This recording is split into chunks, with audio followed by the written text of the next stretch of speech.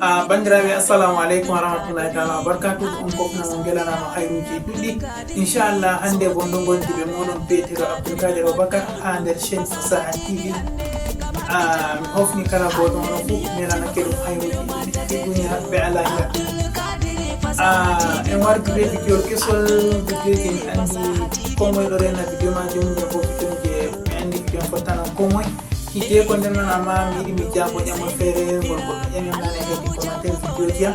O wi kanko o yiɗi ɓe waranamo vidéo ɓe hollamo application je connexion gratuite ko connecta gratuite connecta mere.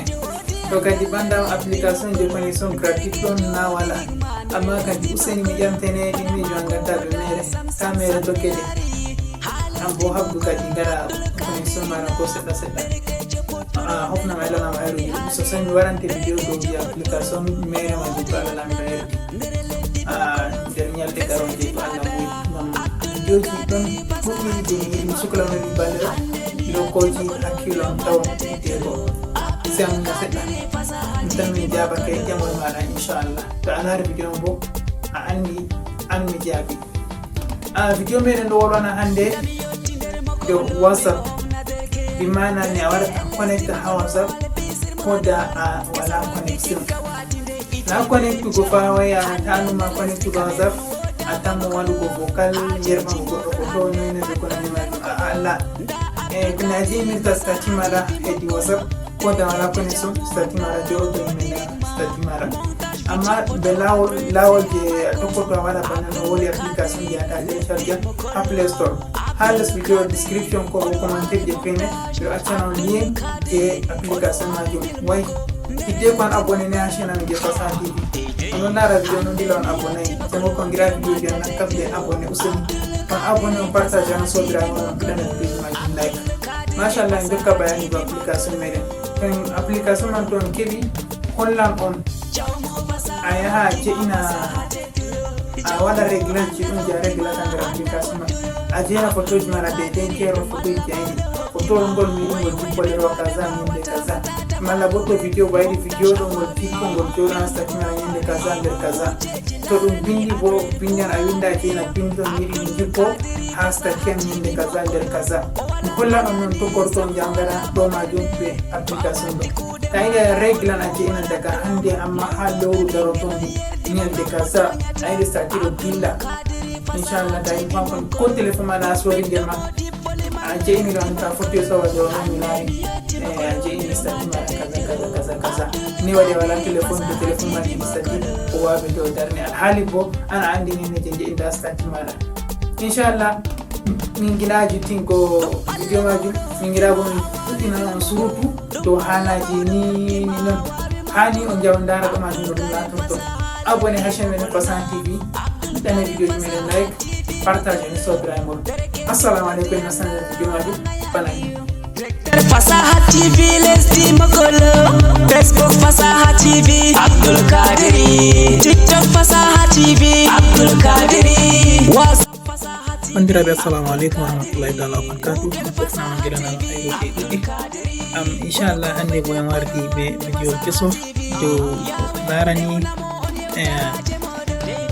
kujeji réseau ko ɗum ko larani WhatsApp. To leski en timmini bayani ga fuɗɗan vidéo amma foti en wartina seɗɗa mo famayno heɓan famta inchallah. Ko bolweten dow muɗum application ɗon je en kutinirta, mi hollan on no en kutinirta. Masalan goɗɗo on mi jeyni stati jotta ñamde sappo be minti tati ngol dillan jango to jan ñamde sappo be minti tati. Wakkati ngol dilli man ɗo mi maran haaje mi waɗa stati feere, amma mi sukloto mi marata wakkati haaje mi waɗa mi yiɗi bo sei mi waɗa stati majum. To mi heɓani on application je foti on waɗa on régla photo moɗon jon yiɗi on jeɗɗina ko da on ngala connexion to on régli réglage ɗo wakkati jengo stati moɗon to yehi wakkati on to waɗini on ngala haaji notta WhatsApp moɗon a connecta waye lowa stati feere magol tan to on régli photo jon yiɗon jeɗina ko bo vidéo jon yiɗon jeɗina ko bo bindi jon yiɗon jeɗina stati ɗo feere muɗum ni yahan joɗano hoore nden muɗum. Sei ɓe ngaɗa ka commentugo e mbiya na an jeɗini alha ɗum an je'idi kam amma nana wakkati ɓe numata je'in wona je'ini ɗo mi hollan on lawol majum application majum ɗon on yaha on télécharge ha Google Play Store ma bo ha les video ɗo ha description miɗo jeenana on lien application majum ko bo ha commentaire je premier miɗo jeenana on ɗo lien application majum e ndara no hutinirte. To on nasti Play Store en gara en tefa Play Store da Play Store meɗen en nasti sa nasti ha Play Store ara nasta pelle recherche a winda status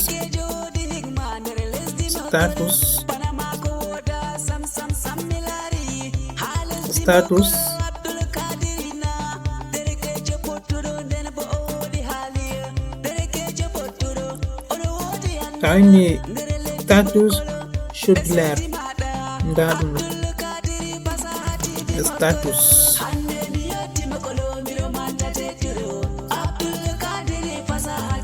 sa winda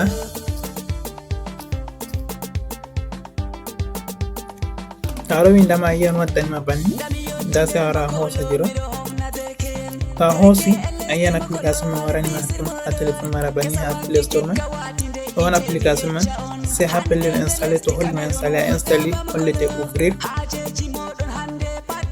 ouvrir se wara wala ouvrir banani hari ouvrir waddante banani banni ara sutta WhatsApp yahutinirta nda WhatsApp simple nda jeɓe WhatsApp FM WhatsApp yo WhatsApp business WhatsApp ji go'o ɗiɗi tatiro kana en andi kanji ngala huwa to business WhatsApp to simple WhatsApp hosa simple WhatsApp je ɗo hutinira ta i do ton se wara iya haɗɗo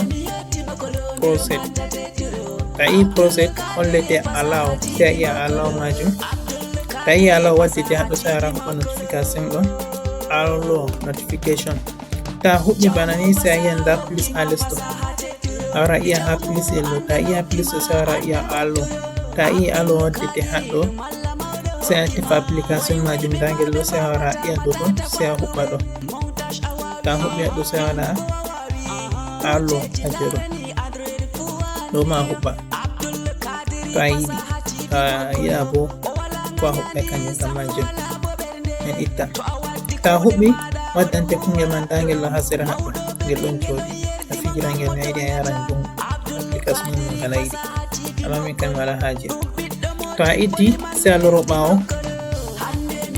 ɓaawo waddante publicité bana ni wara iya haɗɗo to a yi haɗɗo publicité an dilli se waddante pellel bana ni nda haɗɗo right test bi mana pellel windugo ko a yiɗi waɗugo ha video majum haɗɗo an dari haɗɗo bo open gallery a hosa photo je a yiɗi hosugo a dena ha stati majum haɗɗo bo choose videos to en ho'a right open gallery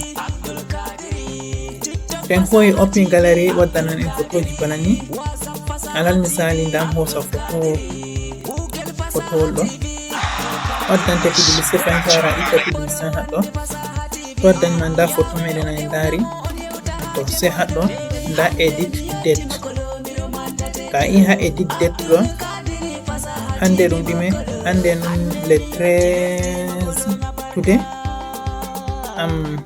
hande le 15 to en hosa le 16 mai le 16 mai